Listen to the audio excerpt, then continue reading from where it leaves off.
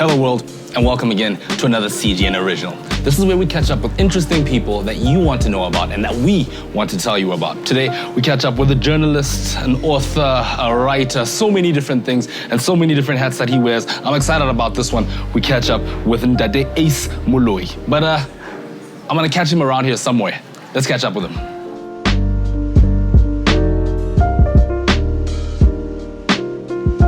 Ndade Ace. Hey, Mre. Welcome to the show, man. Thank you for having me. You're a hard man to find, but you know, busy people. I guess that's how it goes, huh? It's not really being busy, because I think everyone can be busy. It's more about being productive. Yeah. And really just knowing what you're chasing. And so I think what makes it difficult then is the priorities. You know, if I have to choose between going to see a certain person or going to do my radio show or preparing for my radio show, obviously the priority would be to do the radio show. So I don't think I'm busy. I just think I produce a lot of stuff. It's too early. It's too early. What about DP? And we have just started this conversation. I was just explaining. Yeah. So, you know, I've had the privilege of interviewing Zakes Mda. All right. Like you, a man who wears many hats.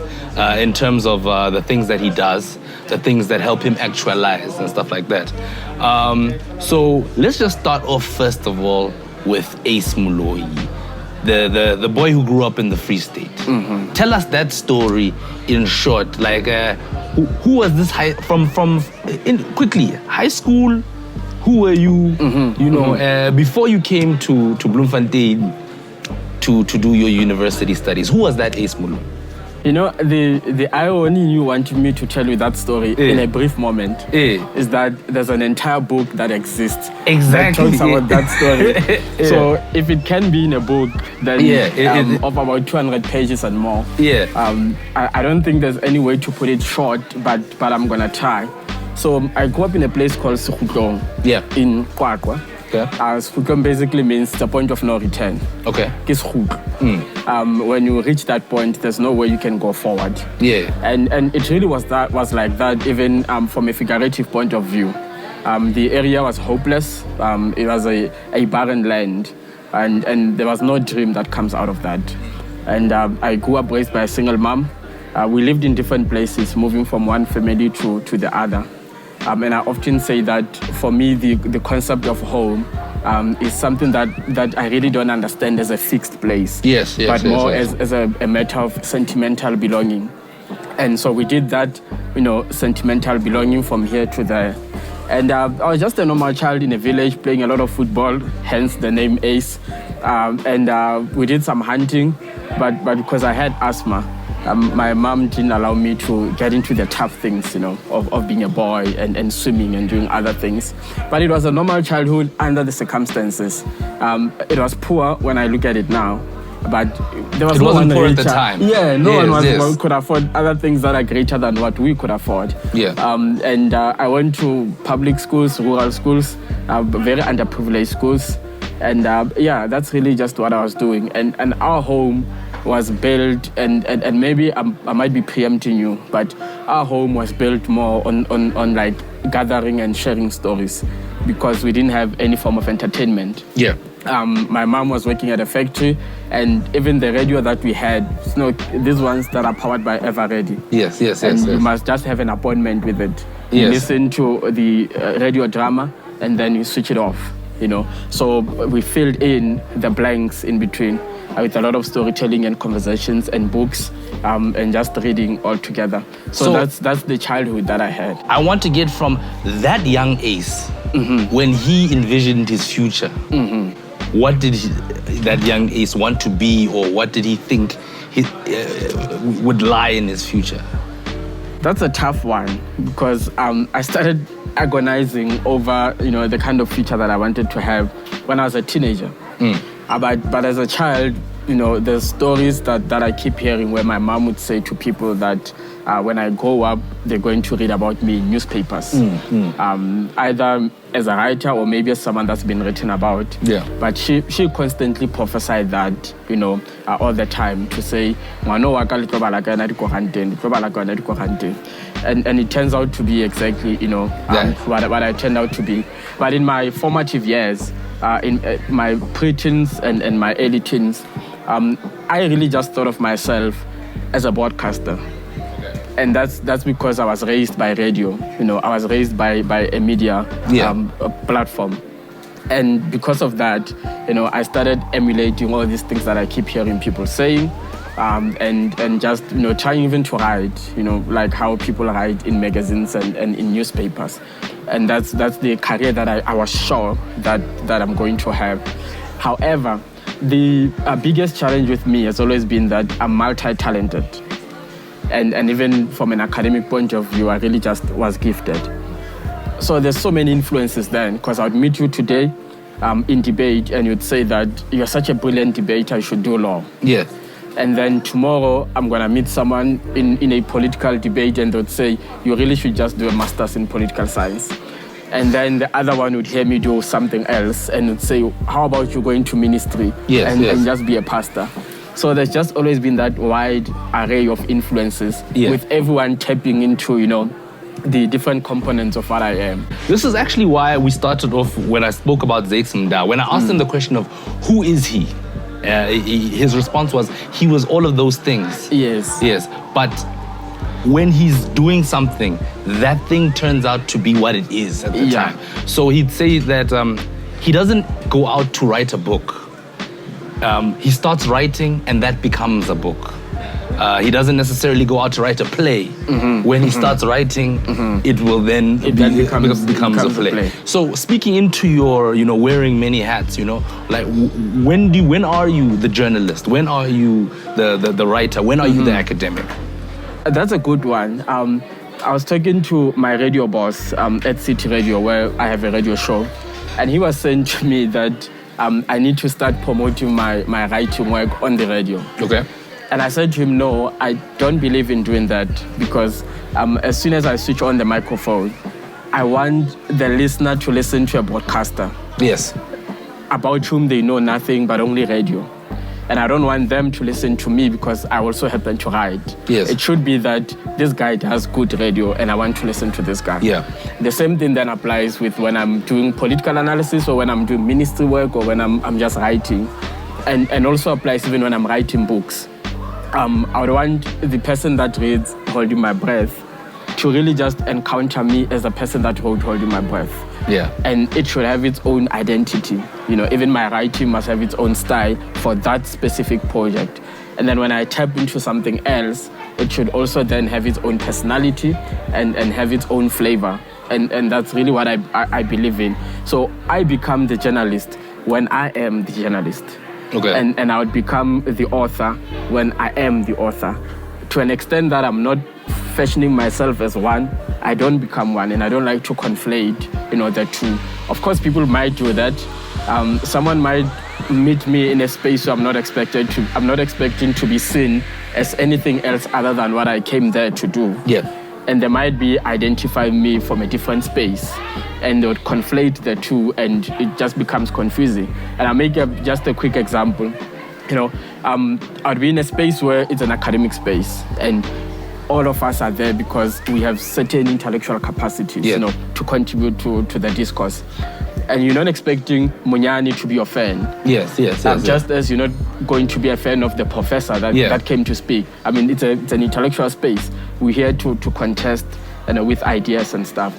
And then someone comes who knows you from radio or who knows you from public life. Yes. And then starts asking for photos and stuff like that. Yes. So it takes a lot of mental work to zoom out of that atmosphere and then become the celebrity. Yes. That sort of interregnum between the two mental regimes might even offset the other person, because they might think that you are being nasty or you are being a celebrity, whereas really you're just trying to shift from being here and now being the celebrity they want you to become.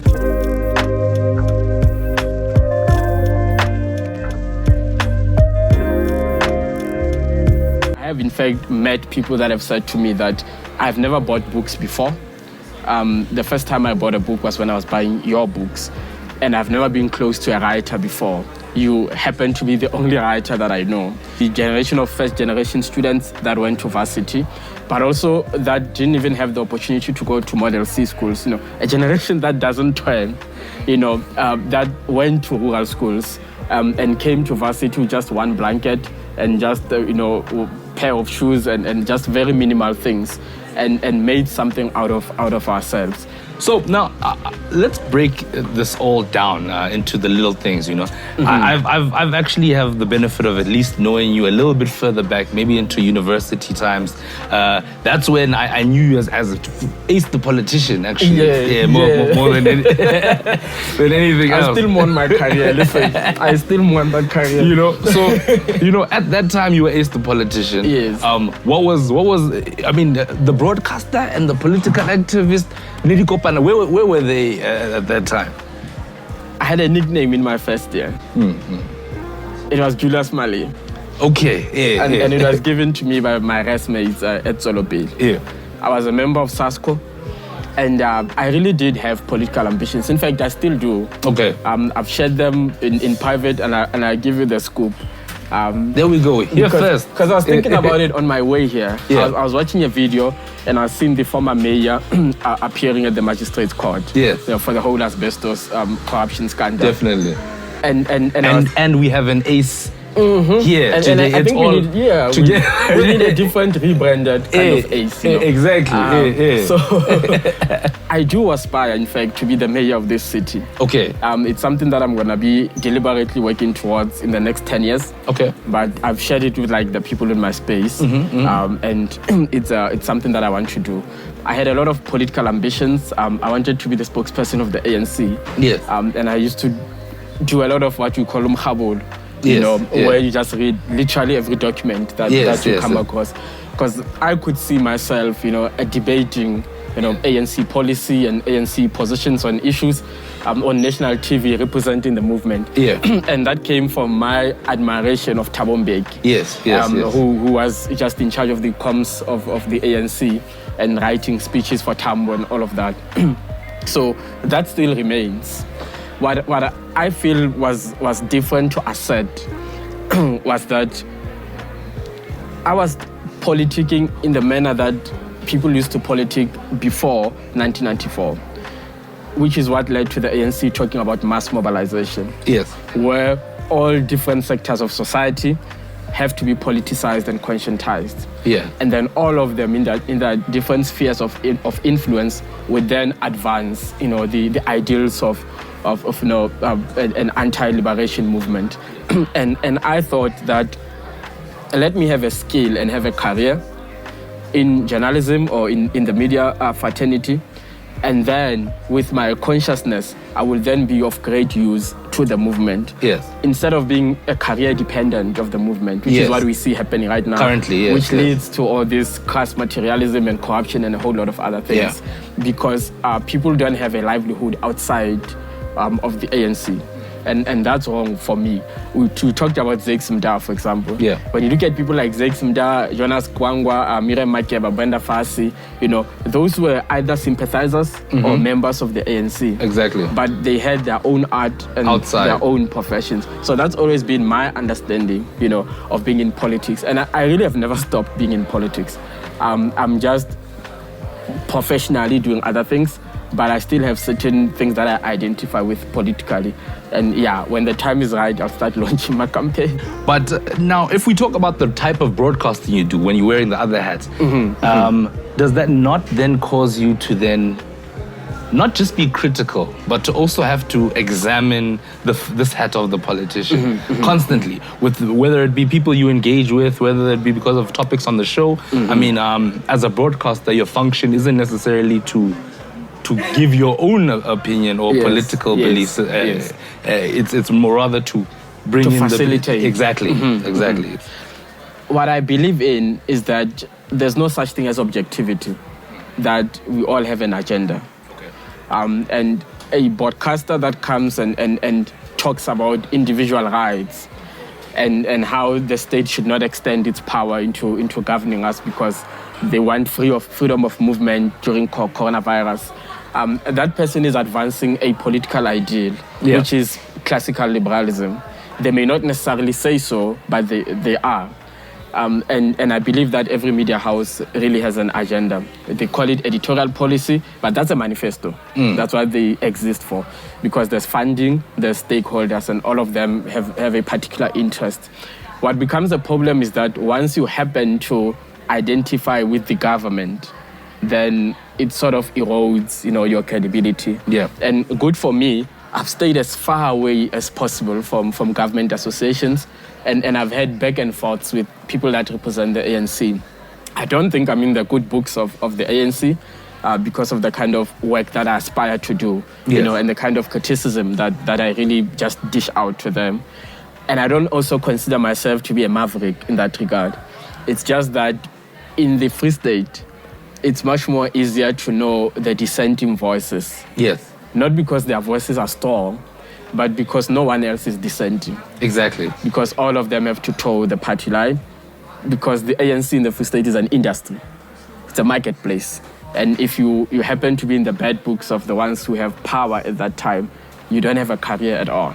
So when Ace Moloi speaks out and says there's corruption in the Free State, it's easy to say, did you hear what Ace said? But the question should be, who else said whatever that Ace said, and how do we evaluate the quality of his commentary? But you can't do that when there's really just a few voices that are saying that, which frustrates me because the environment stifles debate and the freedom of ideas. But at the same time, the kind of broadcasting that I want to do is one really that is at international levels, talk radio that is fearless, but that respects facts and respects, fairness and also respects the listener. So that I think that's the kind of radio that I love doing. Now, to me, when I look at all these hats that you wear and I compare it to the writer, you don't write political commentary. Yes. You write fiction. Well, I don't know. Shall we call it fiction? We can't call it narrative fiction. Non-fiction. Yes. Narrative non-fiction. Yes. Now, they don't really speak to each other in terms of what you do as a broadcaster and all of that. Like, where does that come from? Where does that sort of creativity, specific kind of creativity, come from? And when did you discover and say, you know what, this is it, I need to write books? The discovery is difficult because it's something that happened developmentally. It was a progressive move, towards that space.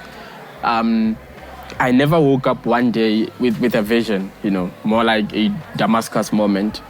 It was something that I just walked myself into. And what led to that was, when you write something on Facebook and Teka says to you, this is brilliant, and your confidence starts boosting itself up until you feel like, I think I can produce, a body of work. That's how I actually got into that. I was writing for the student newspaper for Irawa. And I would always meet people that say, listen, we don't read this thing, but like anything that has Ace Moloi on it, we definitely want to make sure that we read that. And so that worked on my confidence, time and time again, until then, the time where I felt like, I think I have the value and the worth that I can speak to a broader market. That's not just UFS, and that's not just on my Facebook timeline. So that's what happened for me. But in terms of the relationship between political consciousness and the art that I choose to do, I think all forms of art, again, are political.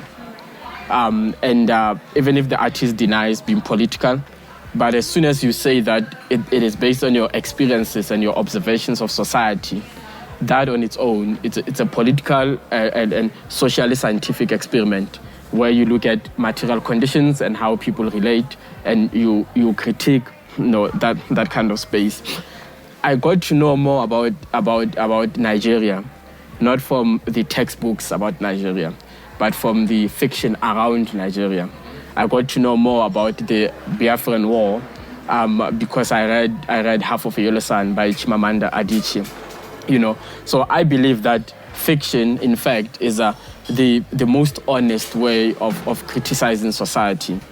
And that's why I prefer then to use narrative nonfiction, where I look at the real things that happened, but I choose to tell those stories in a manner that they might sound like they're fiction.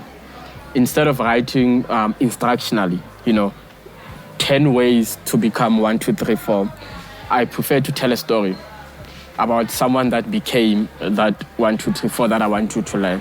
Then the decision to learn and the agency is then entirely upon you as a person, to choose if you're going to learn about politics, if you're going to learn about love, romance, or self-help, or any of the things that you might find in the text. But the politics will always be there.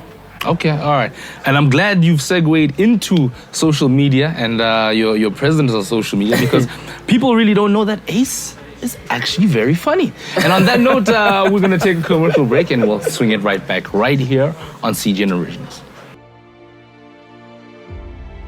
Arabile Gumede is the name, second name actually in Nhlanhla. So I'm just, a young financial journalist in South Africa. I really love broadcasting, but I also love cricket. I play cricket and soccer as well. And I'm the only child of Jane Gumede, who helped raise me as well, and is effectively my inspiration every single day. I have so much to achieve in financial education, but I think we're missing the significance and importance of knowing how the economy works. If you don't understand something, if you don't know the ingredients of a cake, you cannot bake that cake.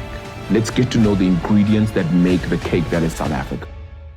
And at that stage, we can then make this cake look even better at a later stage. And I hope that's my life's work.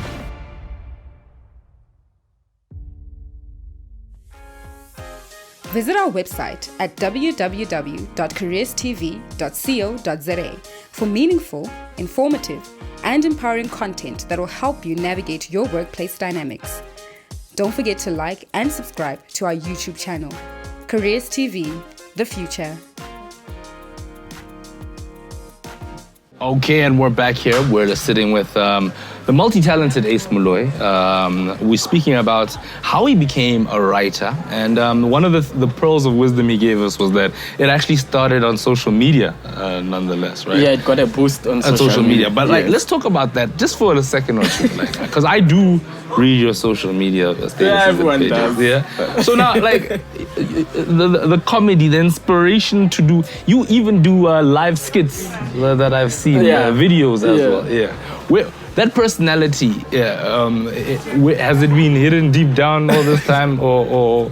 No. Because even if someone watched this video up until now, they'd believe you're a very, serious chap, someone who's, who wants to analyze and change the world, talking about the social construct of issues. You understand? But there's this guy who also lives on your social media, who's not that person, I think, to be honest with you, I'm that guy almost 24/7. Okay.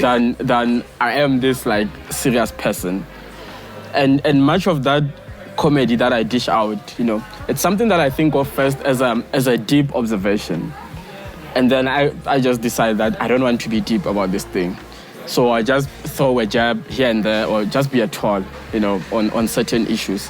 But I would know that there's something deeper that I'm saying behind what I just said. Remember in the beginning when I said that there are so many variations to who I am. There are people that really think that I should be a comedian and that I should be a part of roasts or something like that, because apparently I know how to roast people as well. So that's a part of me, and I'm an excited person. Almost all of the time, I try my best to always be happy, to make people laugh. And I think it's more of the childhood that we had, hokwarana and stuff like that. Yeah. So when you get into a space, you're really just thinking about who to tease and what to say about someone else, and just how to brighten the space up. And that's what I try, all the time to do. The times that I have to clip my humor wings are when someone comes with a pre-established image of who I am. Yeah. Because then it looks like I'm disappointing them. Yeah. I'm the type that can dance on a table. The only thing that will stop me from dancing on that table is if you start saying, "Are you Ace Moloi?" Because then, it comes with a lot of faculties that I must then observe certain things. And then that's the only thing that stifles me. But come to me where there's no camera and like everyone is chilled, then you see like that part, the crazy part is always there with me. You know, I wouldn't believe that you'd change or you'd be affected by that, because I mean, like, looking at social media, I think you've been very public about yourself, be it dealing with depression, be it like just how you do business in writing and so on and so forth. It's something that you bear all, okay, if I can put it that way. Was that a conscious decision, or are you using social media as an outlet, as it were? So it's not really you trying to entertain people, but it's more a way of expressing your myself. Release. Yes. I love that because I think it was last week. I was sitting and just really writing something that is more critical of like social media, and I was locating myself in it and how it has changed my personality. Or unleashed some of it, you know, the parts that I really couldn't express. So when I was growing up, I used to do a lot of journaling, you know, writing about my day and my feelings and stuff. And I've never considered social media to be really public or social. In the beginning of it all, you know, I've seen my Facebook memories where I'd be writing about something that's affecting me. And the only person that would like that would be me. Okay, and I love that space. Like, I was free and I didn't have a name, and I could just do on social media, on Facebook, what I would do in my journal and just talk about my day and my feelings, or just comment on stuff without the burden, you know, of social expectations. What then happened is that my public reputation became too heavy. But it took me a very long time to try and adapt to that kind of space and understand, you know, my new existence as my influence and fame is growing. And it really still is a problem even now, because I want to express myself. And I don't want to be burdened by, you know, perceptions of privacy and being low-key and hiding yourself like people really care. Because in the beginning of it all, my public social media life was built on the basis that nobody cares, which is why I would share what I want to share, because, I mean, who cares about me? I'm just sharing what I'm sharing. And so having to now change and say, I can't talk about this because I'm Ace Moloi, that feels like prison to me, you know. So the only reason that I don't do something on social media should not be because I'm scared of something, should be because I don't want to do that. So if I don't want to tell you something, it shouldn't be because I'm Ace Moloi and therefore I can't say this. It should be because I see no value, you know, in talking about that. So I'm in this constant struggle between having my ownership of myself and also being cognizant of the fact that I also belong to a much more larger public audience. And that really is, you know, for lack of a better word, really depressing in that sense, where I feel that I want to say this as an expression, but it's going to become newsworthy. Yes, yeah. And it's going to be screenshot and it's just going to be circulating. Whereas what I was doing was just to release and express myself. And not just, you know, become a subject of gossip and conversations. I mean, I meet people that talk to me about what I write on social media. And I'll be like, yeah, I've never seen you comment, but I'm aware that everyone reads what I'm saying and they just scroll down, because who wants to be seen as one of their fans? You know? Okay. Everyone is a brand. Yeah. No. You see, personally, I feel that I don't want to comment on your statuses, because then you're going to be wrapped up in... Ace has 44 comments and it's still going. Yeah. I've said my piece already. Yeah. But I'm still involved on your wall. Turn off notifications. What you know, maybe you I think you realize it, and it's a very conscious thing, because I can see it in the way you mention it. And I guess the people out there would realize that a lot of famous people or people that are notable, you have to use the whole name, Ace Moloi. Even when you refer to the fame aspect of your life, you refer to Ace Moloi. Yeah. You know, and that third person, separate to yourself. Yes. You understand. So I want to know, when did Ace Moloi start? What gave rise to that celebrity? What was that thing that took you over the edge and made you that person? I feel like I was fortunate that when I started doing what I was doing, there really wasn't, a lot of us. It was at the time when you say doing what you were doing, which is writing mostly, yes, because that's what made me famous. When I started writing and started getting into the South African literature space, there wasn't really many of us. And by that, I'm referring to an era where we were all looking for representation, looking for black voices, but particular black voices that sound like us, that speak like us. And that market was still a little bit less occupied. And I happened to be at the right time, at the right moment. And so it was one of those things to say, there's a book by Ace Moloi. Ace Moloi writes books. And I have, in fact, met people that have said to me that I've never bought books before. The first time I bought a book was when I was buying your books. And I've never been close to a writer before. You happen to be the only writer that I know. And I think that's what gave rise, to the name Ace Moloi. It was at that time when there was an appetite, for post-apartheid stories that are not about apartheid, that are more about life after apartheid, but also for our generation, the generation of first-generation students that went to varsity, but also that didn't even have the opportunity to go to Model C schools, a generation that doesn't turn, that went to rural schools and came to varsity with just one blanket and just, pair of shoes and just very minimal things and made something out of ourselves. Because I think that's the generation that would be less represented. When you're looking at who owns, the media production in South Africa, you see that whoever that person is always looking for a black voice that is palatable, that speaks in a certain way, that is more enculturated in whiteness, that is not rough and angry and doesn't speak like an African. Listen, for example, to 702 and tell me if there's one person that sounds like JJ Tabane that you'll ever hear. From the beginning of the cycle until the end, it's black people that twang all the way through. And that's a conscious decision. It's not something that happens by accident. And that's been even the narrative in the media, in literature, in pop culture. It's mostly... How would you twang a bouquet? Yeah, but the person... I'm just... No, I get... You know what you're saying? That's an important thing that you say. The person that's going to publish you may not be looking for that twang. They're looking for relatability. And that relatability is not there because people that buy books are largely white. And we'll talk about that before we end this. So if I'm going to tell you about Kwaku, a Bantustan in the era of apartheid, and I'm telling you about some Sekhutlong and crossing the river to go to school and that vibe, the housewife in Parkhurst is not going to relate to that. I have to be from Kingsmead, I have to be from Queen's College, I have to be from Grey College, St. Matthews and stuff, and belong to a certain boys club and talk about that culture, talk about rugby, or be from Soweto if there's a compromise. But you can't be from the periphery like the Free State. That's what I'm talking about because no one cares about the Free State. Kwakwa doesn't have political currency.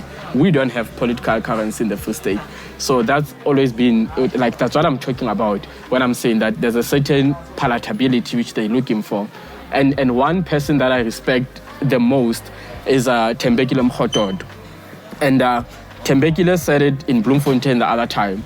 He said on top of everything that he knows how to do, on top of his hard work and everything else, notwithstanding, is also aware that the fact that he speaks English the way he speaks English also made him to be more appealing, to audiences. And that's what I'm trying to get to. So that era of finding ourselves and people that speak like us, that were taught English in Sesotho, in class, verbally and stuff like that. We were looking for that, and I happen to be the person that speaks exactly that language. Okay. And is that a responsibility or is that a blessing? It's a burden. It's a burden if you take it consciously upon yourself that you're going to be a representation of a generation, which is something I'm trying to shy away from because it takes away your voice. And, if there's one thing in life that I value the most and would do anything to protect, that's my voice. Any relationship that I build friendship or romantic relationship, one of the things that I always say I don't bargain and negotiate around is my voice and how I use my voice. And so when I start feeling burdened that because I'm Ace Moloi, therefore I can't say this or I can't talk about this, then that becomes a problem to me, and I feel imprisoned because I value, the freedom to say the things that I want to say, the way that I want to say them. But also the fault in trying to be, a spokesperson for a generation is that blackness is not really homogeneous, There are so many layers and identities that we have. And if we fashion ourselves like by virtue of me being black, I will speak on behalf of all of you, that's unscientific, and it's wrong. So I wouldn't want to do that.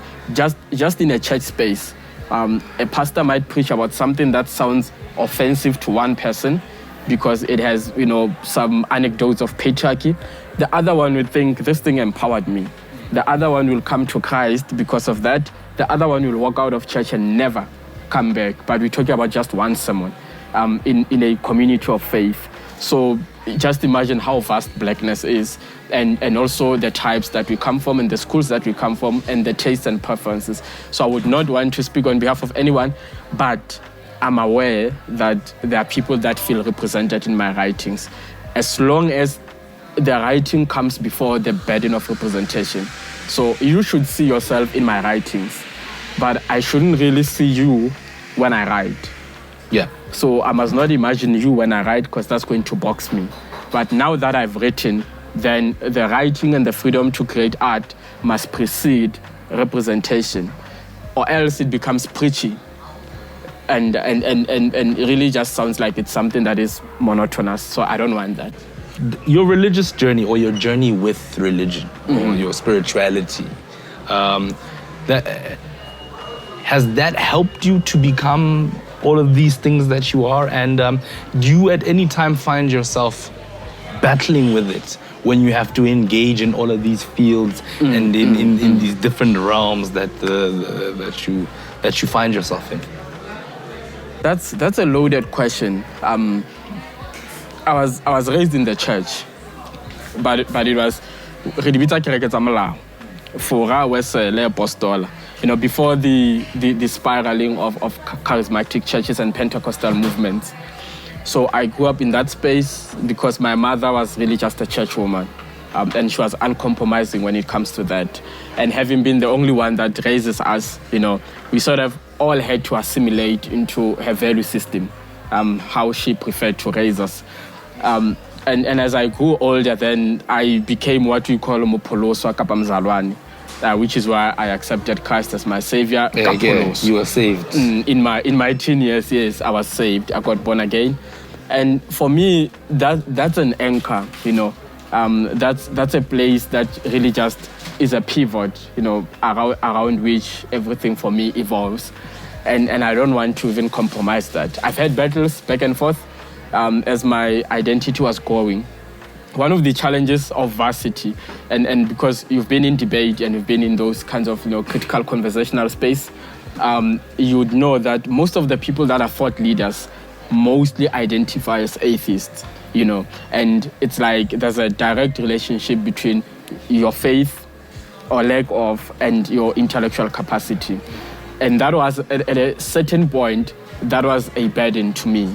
Because even in debate, when we're dealing with questions of morality, we're dealing with them from a philosophical, existentialist point of view. Yes. And you would want to come from a theological point of view, and that would make you look like you really are not a debater. You're not critical. You're not engaging. You're not engaging. Yeah. Yes. So there was a time in my life where I had to suppress that.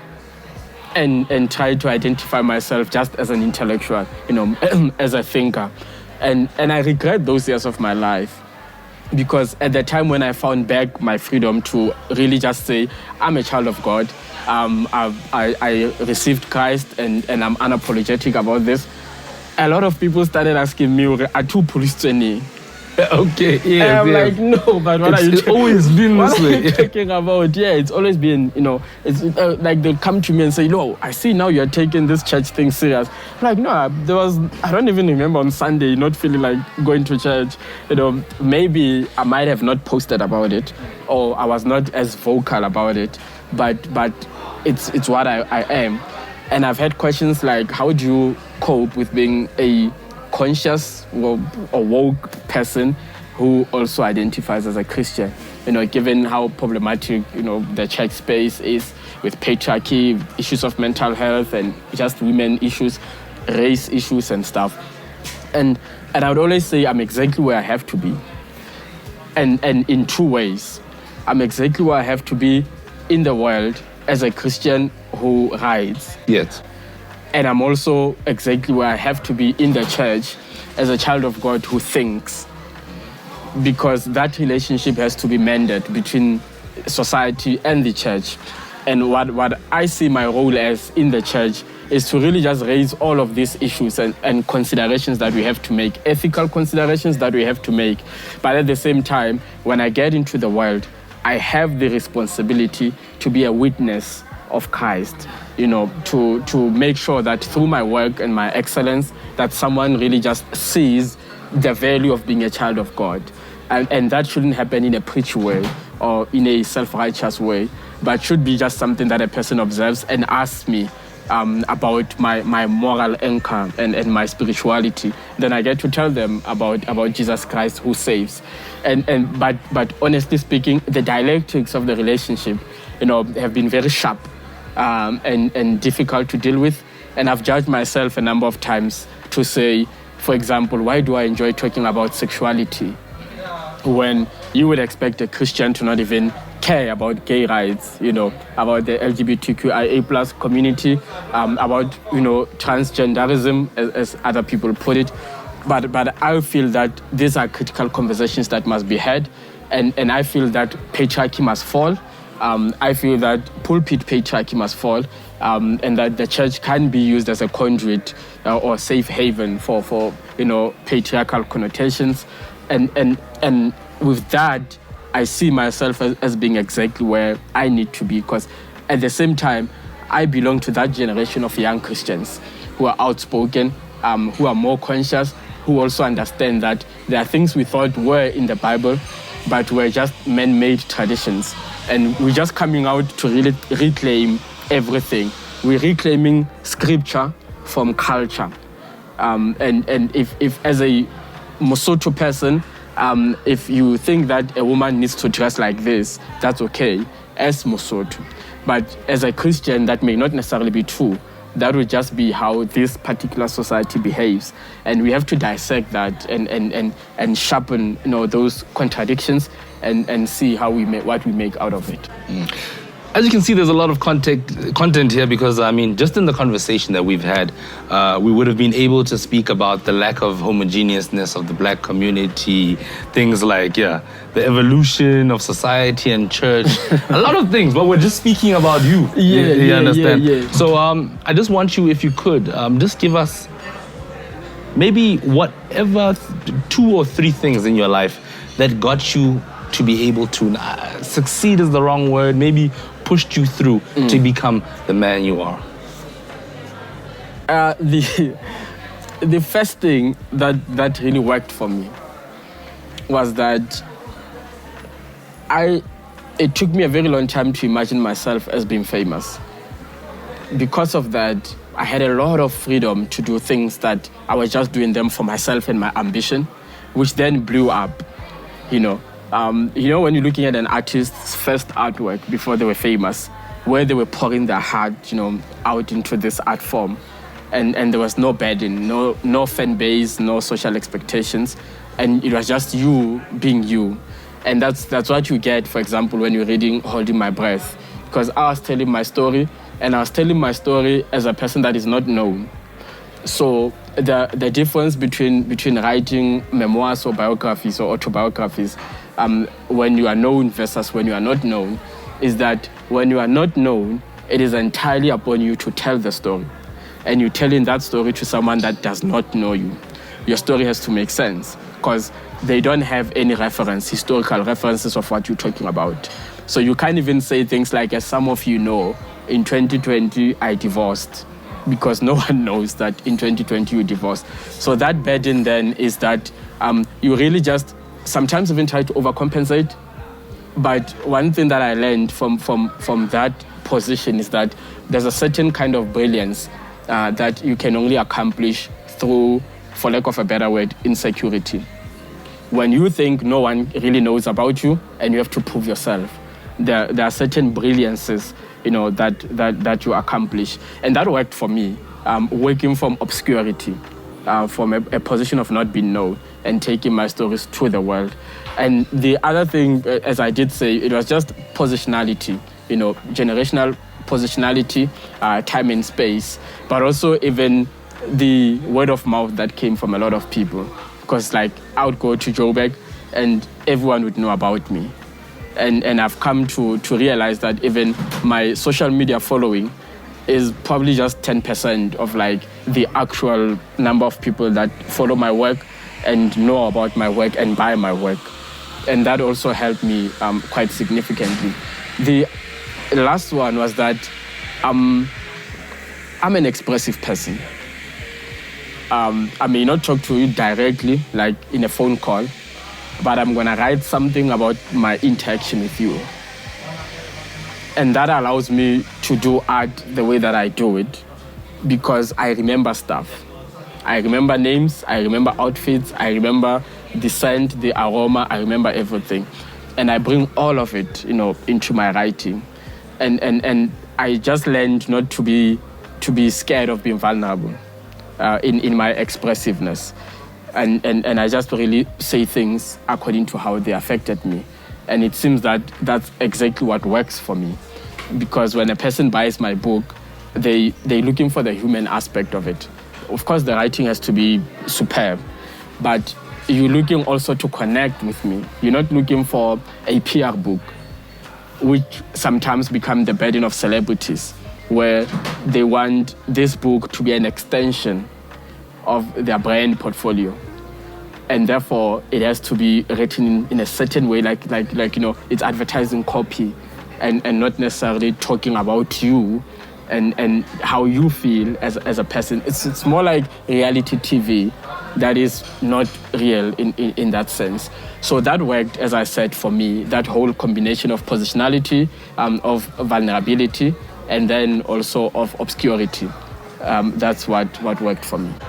We could have had so much more conversations. I think there's a lot I wanted to talk to you in terms about things like you're dealing with mental health issues. Mm-hmm. And I'm sure your audience is looking forward to that. But we've covered so much, and unfortunately, we've already come to the end of what we're speaking about. I mean, and this conversation with you, and definitely anybody who's watching would understand that this could have gone into so much more levels and so many different areas, And I say that also because, we're not talking to Ace Moloi, the 65-year-old man here, There's still a lot of you're talking to Bondoki, race to be run. But what I want to drop and I want to get as an exclusive, let's get Ace Moloi's real name on